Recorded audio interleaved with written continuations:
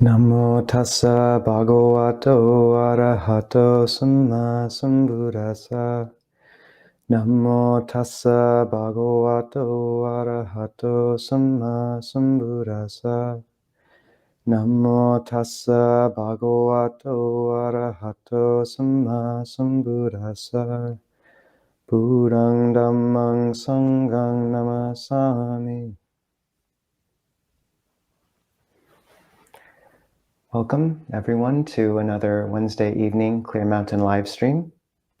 An issue that I think is important and which I've been hesitant to bring up too early or too directly or too publicly, just because it hits so close to people's hearts. And that's the issue of euthanasia and also legally assisted dying. So what's also known as assisted suicide in some circles and death with dignity in others. And I want to begin with a strong or sincere caveat that most people on this live stream have put down a pet. I know when I was a layman, we put down my dog. Many know people who have taken advantage and used legally assisted dying laws and are maybe in the process of that. I have one relative who is currently.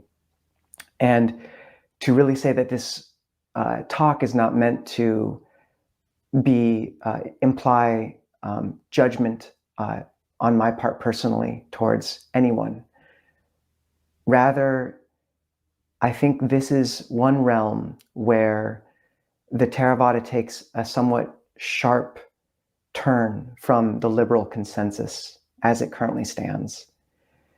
And I think it's important to speak to the Buddhist traditional view and how the Buddha looked at these things and the instructions he gave around them, so that when confronted with the situation of a loved one who is going through a painful illness or a pet who is coming to the end of their life, we can make a decision that's informed by also the landmark of the Buddhist lens, the traditional Buddhist lens. So please listen to all this just with an understanding of compassion behind it, of non-judgment, of an acknowledgement that most people on here have lost a pet, a loved one in these ways. So to begin with, I think it's meaningful to begin by saying that some of this rests on a view of multiple lives and of rebirth. And for those who are still uncomfortable with those concepts or not as interested, I'd say that there's a useful analogy I've brought up a few times where Ajahn Nisabho says, look, it's like you have a map and you get this map. This is the Buddhist teachings. And the map says, there are trees over here, and you look and there are trees. And the map says there's a river over here, and you look and there's a river. And year after year after year, you find this map is impeccable. It is absolutely accurate. And I think this is the case with the Buddha's teachings for many of us. Over the course of our practice, we find they are correct again and again. And then in the map, you see in the distance mountains rising high up on the horizon, and you've never seen mountains before. So you're faced with a decision then. Do you automatically dismiss them and say, no, there's no such thing as mountains? Or is there room after a few years or decades of following this map to say, I've never seen mountains before, but I can't actually unequivocally dismiss these, and I have a lot of trust in this map maker after this long. So when confronted with things we don't have experience personally with, phenomena which are outside of our usual realm of understanding, but that the Buddha really speaks about, I think it's useful to take that humility of perspective. And some of this will rest on such humility. So to begin with, the first precept for those who have, as many of you know, is the precept against taking life intentionally. And this is founded on this understanding of the sanctity of life in Buddhist thought, that there's something beyond what most of us can see at work, that the taking of a life involves a particular scarring of the heart, which is something most of us can't always intuit or feel, but that is real. That something in us doesn't have the right to take a life. And the place where this comes up, or that I want to speak to it in the context of tonight, is first in the concept or the situation of euthanasia for loved pets and animals. And I remember my first dog, his name was Sam, and he was a lovely, big Great Dane lab mix. And he had terrible arthritis. And after about his 11th or 12th year, we decided it was time to put him down. And we loved that dog. And so we took him to the vet and laid him down, and the vet could not find a vein to inject him with or in. And it took 20 minutes for them to find, maybe 15, of us holding him down. It was terrible. That dog did not want to die. And to this day, it still feels like a great betrayal. So when we look to animals that are suffering, first, there's this important, I think, acknowledgement that an animal really usually can decide when they're ready to die. Animals will stop eating. They will let the body go. However, often it doesn't happen on our own timeline, and when we're ready, to sort of, when we think they should be ready, or when their suffering seems to us extreme already. We had a practitioner recently whose dog, a blind pit bull, was near death for several weeks, and she bore with it for quite a while, for that entire period, and said that the last few days especially, and I went over and I chanted for this dog. That dog was surrounded by such love in those final weeks. But the last few days, this person said, were just really brutal. The dog was in such pain, especially the last night. But she said that only in the last few breaths did she feel like this dog, her companion, was truly ready to die and let go. And it did. And there's an acknowledgement that pain and sickness is often how our attachment to the body softens at the end of life. There's a scene from War and Peace, I remember, where Prince Alexander is in the hospital ward after getting injured in war. And the nurse just watches his eyes take on this long gaze into basically eternity, where slowly the pain lets him release his grip on the world until he's ready to go. And that process can occur with a pet, with an animal. Often the pain that we're so eager to save them from is how they prepare to let go of the body. The other thing to acknowledge is in the scope of samsara, with endless rounds of rebirth, where the Buddha says, one who makes their way out of the animal realm into the human realm, it happens as often as, he says, imagine a blind turtle that once every 1,000 years surfaced and put its head above water in the great ocean. Imagine that there was a small wooden hoop floating on that great ocean, about the size of your hand. As often as that turtle, surfacing once every 1,000 years, would put their head accidentally through that hoop, that is how often an animal or a being fall into the lower realms finds a human rebirth. You think of all the lower realms, the insects, the animals, the realms we can't see, how rare it is to touch a human rebirth.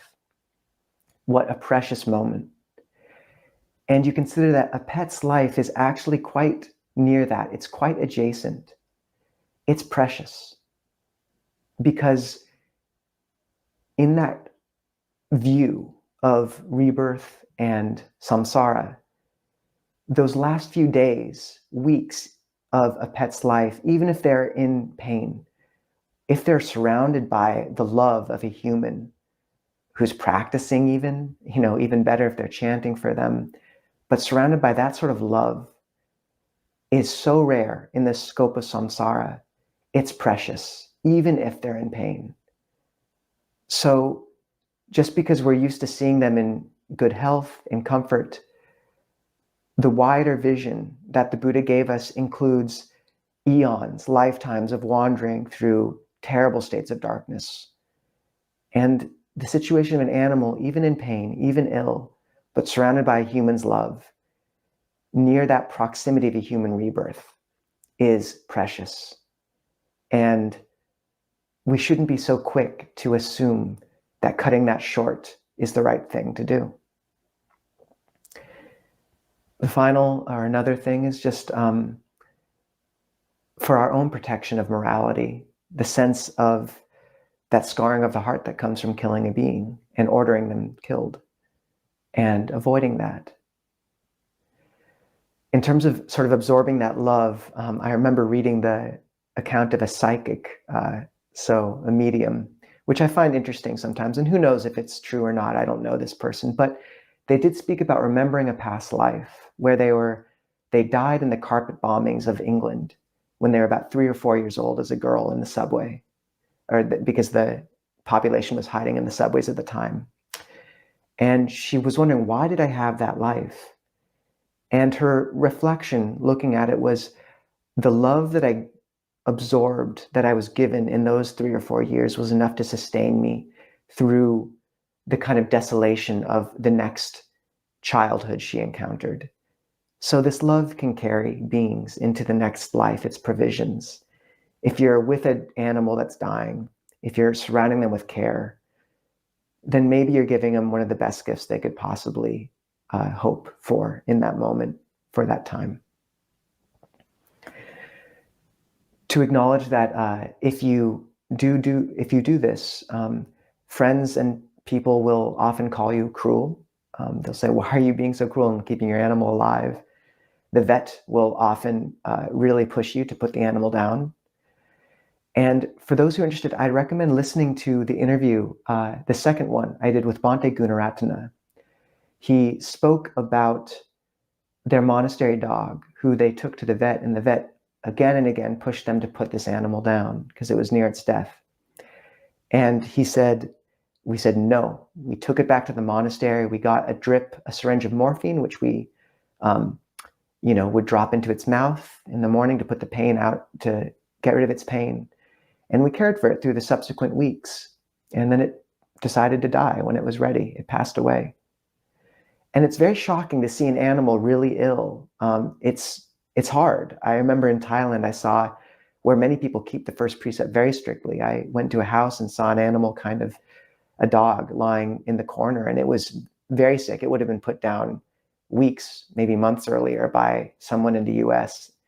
But they were nursing it through that and caring for it throughout.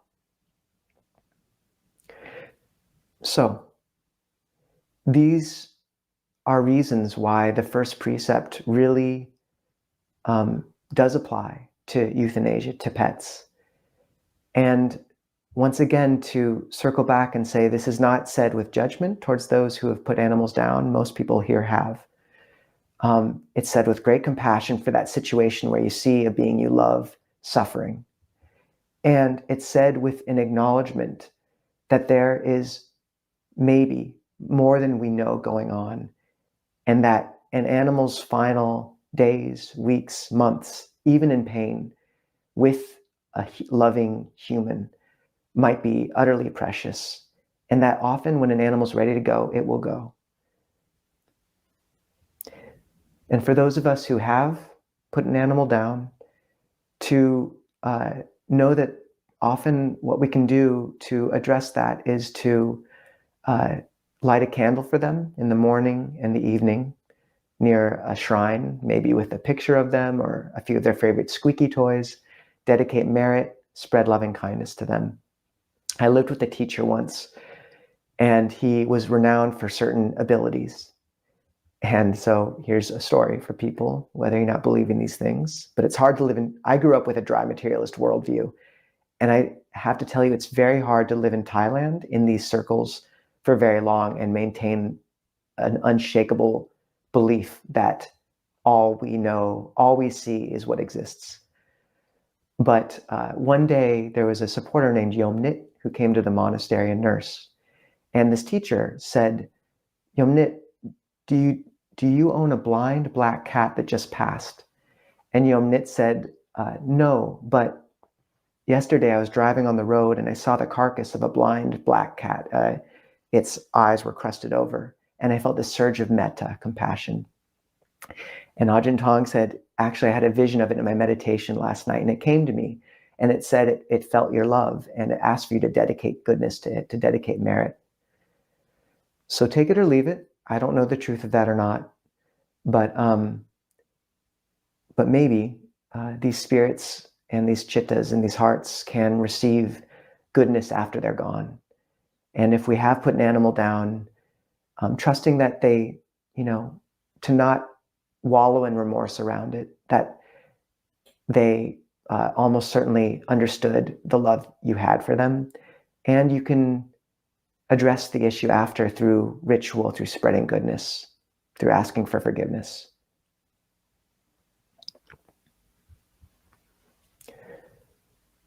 So the next thing I wanted to touch on is legally assisted dying, phrased with positive valence or negative valence, sorry, as assisted suicide, and positive valence in some circles with death with dignity. And to acknowledge that most Buddhist circles in this day and age tend to lean left, and this is a place where the theravada takes a sharp turn from the liberal consensus. So to understand that, to understand the triggering that might occur if, as you feel yourself maybe being pushed into a realm of red and blue that you thought you'd be avoiding, and understand that we don't have to wander into that explicit framing, but the Buddha spoke about this. And in Buddhism, suicide, even towards the end of a life, is against the first precept. There's an understanding that one's life, in some sense, is not one's own to take. It's sacred and a gift. And stepping back into that wider view of samsara again, with the blind turtle analogy, with this scope of how long we've been wandering, how rare it is to encounter a human rebirth, where we know the Dhamma, where we've heard the Dhamma, where we can practice. It's so rare. And every moment of that existence is precious for the sake of practice, even moments in pain, even moments where the body is frail and weakening and rot. In fact, some of those can be the best moments of practice of all.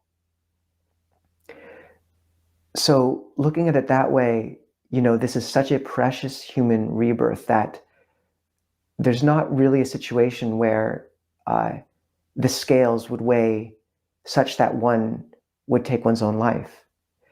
The one exception in the suttas, and this happens 2 or 3 times, maybe 2, is there's some situations where a monk who is either an arahant or maybe on the brink of arahantship, it's not totally clear, is very ill, in pain, and they take their own life.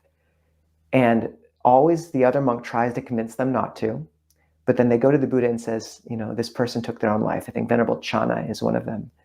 And the Buddha says they had attained arahantship at the time of death. Their death was blameless. But that's it. That's the only situation. And I'd reference that in most near-death experiences, people who've come back from a suicide attempt unequivocally report a sudden feeling and understanding, deep, intuitive, that it was a mistake.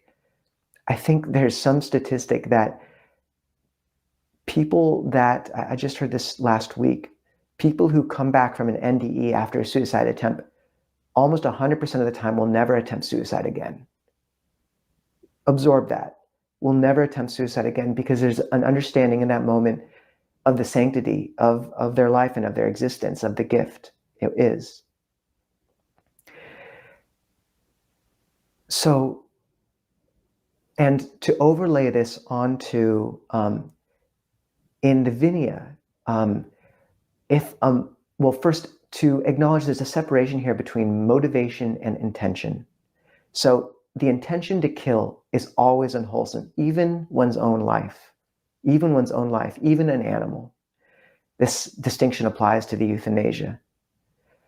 The motivation for that intention, whether it be anger, compassion, a desire to not be a burden on your family, a desire to see an animal, a pet, not be in pain.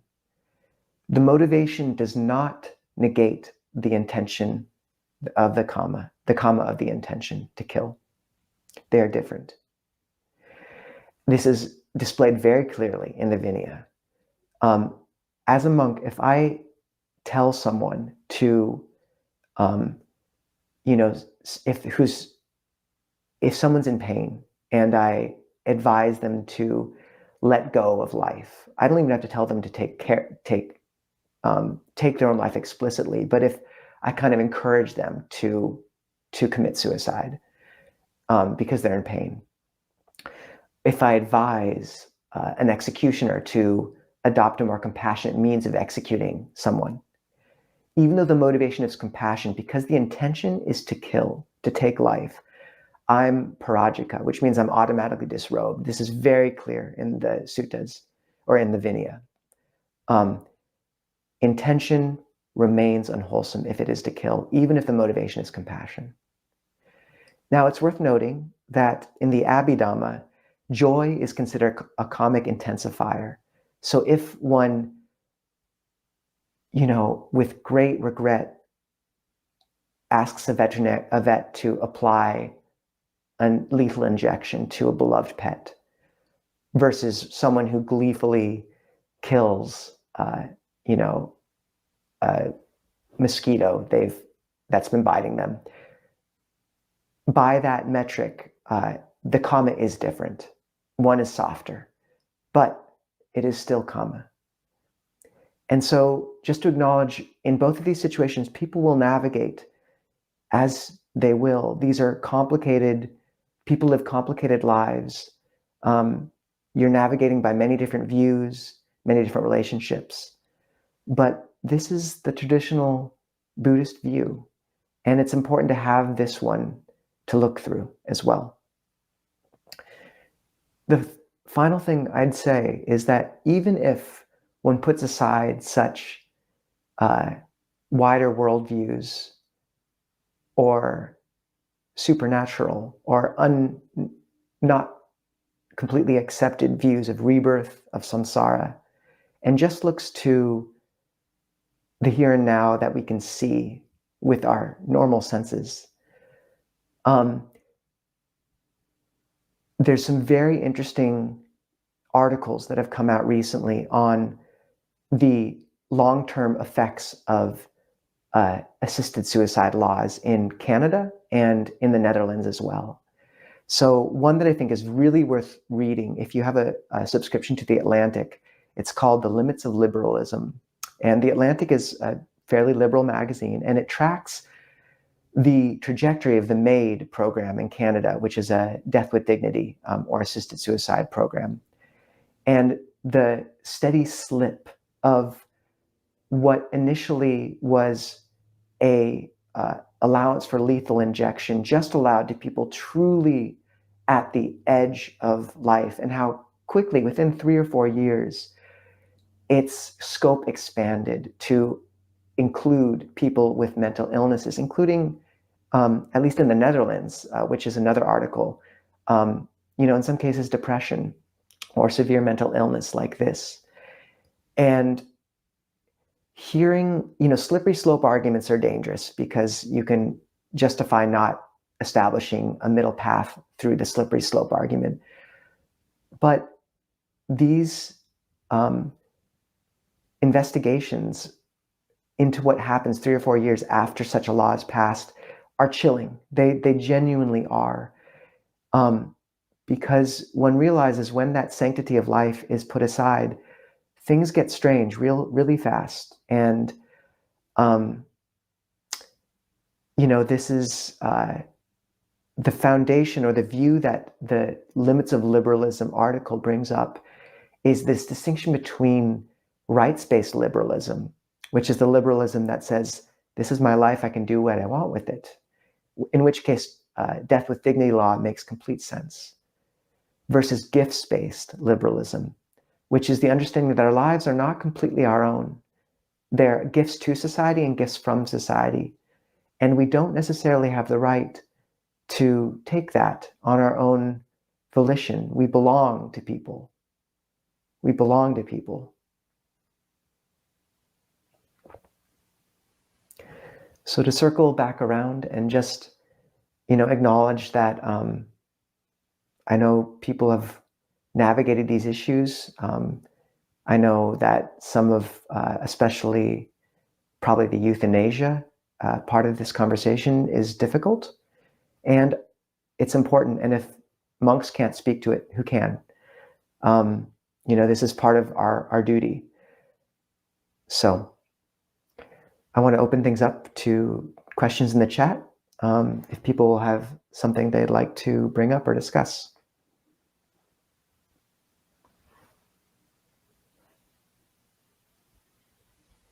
And I'm sure some of this will come up on the Zoom after, where we'll have a little more time to speak. If questions don't come up, I actually have one of the articles to read to people, which we can go into as well. I will speak on, while I'm waiting for any things, questions, or other things people want to speak to, just address another kind of view I've seen floating around regarding the first precept, which is the idea that, if one eats meat, it's better to hunt and kill the animal oneself than to buy it at a grocery store. And on one level, I completely understand why that's a common view. Why would you outsource your own karma if you're choosing to eat meat? What I'd say is the precepts are protective. I reference often the sutta called Thief of Ascent, where a monk is wandering in the woods and picks up a flower and smells it. And a deva comes out of nowhere and says, stop it, don't be a thief of ascent. And the monk says, why are you admonishing me? People do far worse things than this. Why aren't you admonishing, someone who's destroying plant life, who's doing all these other things? And the deva says, why would I try to clean a soiled diaper? You are a clean cloth. You are a clean cloth. And the monk says, thank you for admonishing me. I understand. I will be restrained. Please warn me in the future if I slip. And then the deva says, what am I, your servant? And the bhikkhu says, sorry, I'll take care of it myself. But this idea that if one's keeping pure morality, it is so rare, and we need to protect that. And to be honest, if you buy meat at a grocery store, obviously being vegetarian and vegan is preferable to all these things. And I think that's important. If people can change their eating habits and buying habits of meat, that's very useful and meaningful. Ajahn Nisabho is vegetarian, etc. But in terms of the scarring of the heart, it's important to acknowledge that a worker at a slaughterhouse who's put down 100 cows that day, the extra cow that your meat consumption would cause him to put down once a year, maybe twice a year, depending on how much meat you're eating, is not going to significantly change that person's karmic track. But you going out and killing might very much change the clean cloth of your heart. And one has to hold that truth without conceit, without judgment towards those beings, as we all have been, who are wandering in difficult situations, sometimes in circumstances they have little control over. But this is, for example, when one buys gas at the pump, you know that to some extent you're supporting, military involvement in the Middle East. And yet, pulling the trigger on the gas pump is not the same as the soldier pulling the trigger in Iraq. And the karma is different. So just to say, when we think the natural state is, humans out there hunting, and then you see a picture of Ajahn Chah standing by a deer, and the deer coming up and eating food out of his hand, and you realize that's the natural human state. That's the noble human state. It's a state of complete harmlessness. That's natural. It's not the other. I mean, it's natural. Hunting is natural in the sense of it's what we did for millennia, but it's not the apex of the heart. So we have some questions.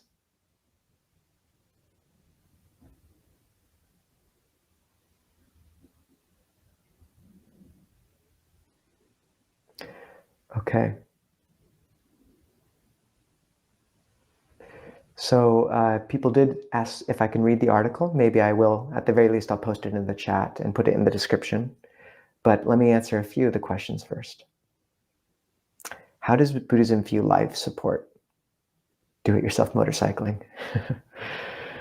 Good name.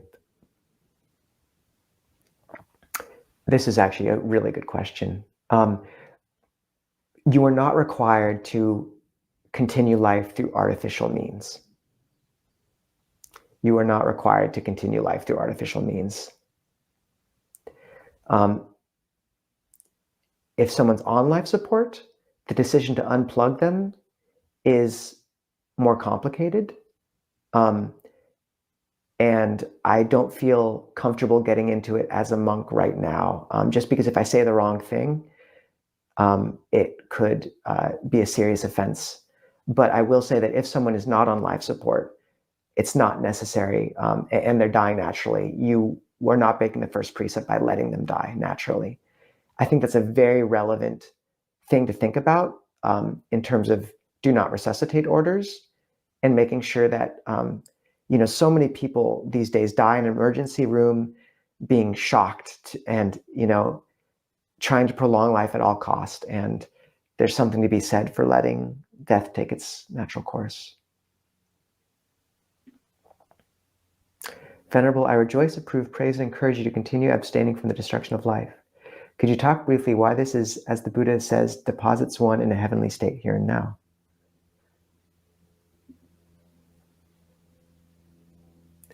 The precepts are interesting. Sometimes they seem fairly, maybe we don't kill animals or insects often. Maybe it's just every now and again. So we think we're actually pretty close to holding the first precept. Maybe we just go fishing every now and again. But we don't know what we don't know.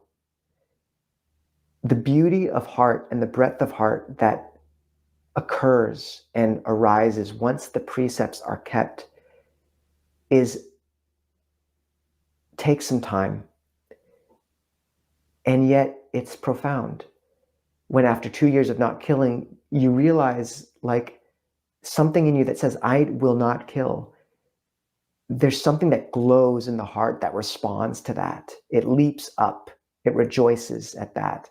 As the Buddha said, one becomes sensitive to the pleasure of being blameless. So that's the heavenly state. It's a refined joy, and it takes a while to get the feel for. But often we don't realize the subtle violence and cutting off we're doing to our heart when we break precepts on a even semi-habitual level. We don't know what our hearts would look like if we were holding these precepts purely. So that's the heavenly rebirth. But some of us have only begun to touch heaven. So it's hard to know what it would be like to touch until we've kept it for a time. But as I said many times, we realize in the West that internal inclination affects external action. We feel compassion for a pet or an animal, so we don't kill it. What we've forgotten is that embodied action affects the heart. The road runs both ways. And that if you don't kill for 2 or 3 years, if you resist the impulse to slap the mosquito every time it lands, over time your heart changes. And you start to think like the spider in your bathroom is kind of cute. It's great. You start to really, the world opens up. So that's heavenly. Ajahn, speaking of the first precept, what is your perspective on how to handle pests, especially more troublesome ones like fleas, bedbugs, ticks, etc.? I have killed many of these in my life, unfortunately. That's a hard one. I would say doing everything one can to try and prevent those issues from arising. I'd say there's some new treatment methods for mice. There's a guy in Bainbridge now who puts in the food of mice a thing that sterilizes them. So it doesn't kill them, but it keeps them from reproducing. And within one generation, the mouse infestation is finished. So there's that. Cinnamon is great in repelling ants, tracking down the place where they're coming into the house and filling that up. And beyond that, I have to say, as a monastic, I need to just stop speaking. People sometimes will choose to take on that karma if, say, termites invade their house. But I feel like I don't want to wander into that realm at the moment. Do you have any thoughts on the use of pain medication at the end of life, since the pain that occurs can be part of the practice? Oh, and I will say about the pests, if one does take a life, in any sense, euthanasia, pests, etc., really spreading merit, dedicating merit, remembering those beings who have passed. Okay, do you have any thoughts on the use of pain medication at the end of life, since the pain that occurs can be part of the practice? I think pain medication is just fine. If one personally wants to work with the pain and feels like it's actually really useful, then, and is able to kind of work with it, then that's great. But, often the pain will really be, a distraction and scatter one's mindfulness. Many of us don't have the concentration to maintain clear centered awareness through the end of a life through serious illness and without any sort of pain medication. So it's fine to use. And that process of letting go will often occur. Something's happening at a deeper level. Pain is part of it, but often one will let go towards the beyond regard, even without being in acute pain. It's okay, especially for an animal or something. So really good question. And yeah, I think making death comfortable, surrounding the person with love, holding their hand, doing the same for a pet, playing chants for them. This stuff sinks in, even if you think the animal doesn't understand. There's karma there, and end-of-life lucidity is interesting. Even if you think the being is gone, there are all these stories of suddenly at the end of a life, someone suddenly gazing out through eyes that have been clouded with dementia, with pain, with Alzheimer's, and they're there again. And they'll address everyone in the room and die. It's such a common occurrence. So even if they seem like they're not there, treat them like they are. And touch towards the end of a life, often really holding someone's hand, being there for them in that way. It's a good death there. Dear Ajahn Nisabho, and what is the karma of a person that has to approve euthanasia for a relative in a coma, who, while in her senses, requested for that under certain circumstances? Oh, man.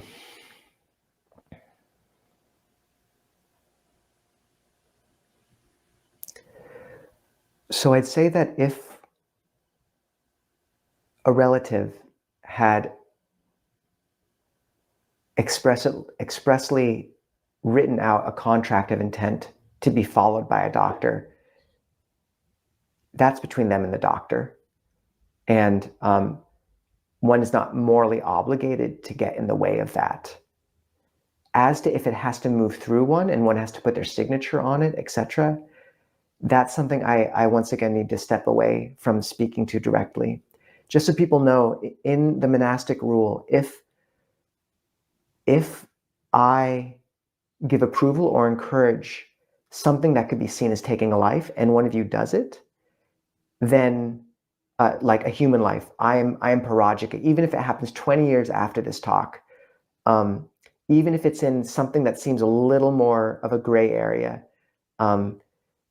which means that I'm automatically disrobed. So you'll see me going up to any of these kind of gray areas, which is obviously where a lot of the questions exist, and just saying, I can't actually wander in there. It's too dangerous for me. I'm sorry. And I don't have sort of the deeper knowledge of these things that some of my teachers might, with abilities beyond what I have. So I'm sorry, I can only wander so far up to that boundary of the gray. I know in Tibetan Buddhism, there's a lot of emphasis on human life as precious. I don't hear this so overtly in the Theravada. Would you speak to that? Oh, it's everywhere in the Theravada. Everywhere. Everywhere. No, the Buddha, and not to say you're right, like it's emphasized. I hear it emphasized more in the Tibetan, in common teachings, but just to say that in the suttas, the Buddha really does speak to it. And the suttas where he does, he'll make that analogy of, he'll give that analogy of the turtle, the blind turtle surfacing. He'll also often say there are, one of my favorites, and I think I've mentioned this before, is the 10 unfortunate circumstances. And he says the first unfortunate circumstance is a Tathagata, a fully enlightened Buddha, has arisen in the world, but one is born in the lower realms and does not hear their teaching. This is the first unfortunate circumstance. The second, a Tathagata arises in the world. One is born a human, but one is born in the realms of the barbarians, so where there is no teaching. So this would, these are not popular terms for good reason these days. The point being there that one is born in a place where the Dhamma is not taught or available. Not that all such places are barbarous, just that's what he's referencing. So one does not hear the Dhamma and cannot practice. This is the second unfortunate circumstance. The third, one is born human, a Tathagata has arisen in the world, one is born human, one is born in the interior where the Buddha's teaching is taught, but one is not intelligent enough to understand it. This is the third unfortunate circumstance, and so on, until it comes to, this is the ninth unfortunate circumstance. A Tathagata has arisen in the world. One is born human. One is born in the interior lands. One is intelligent enough to understand the Dhamma. One hears the Dhamma. One practices the Dhamma. Sorry, this is the final fortunate circumstance. The one preceding that, which I was referencing, is all the other things are correct. One is born human in the interior, one is intelligent, but a Tathagata has not arisen in the world. So the Buddha is saying, of all these circumstances, we've landed at this convergence of hearing the Dhamma, being born human at a time when this teaching is extant. How rare. Use this well. Do not take it for granted. You may never get another chance. So it's important, there's this double vision where one has to hold that truth. This is precious. And you don't want to hold that truth such that it makes you terrified.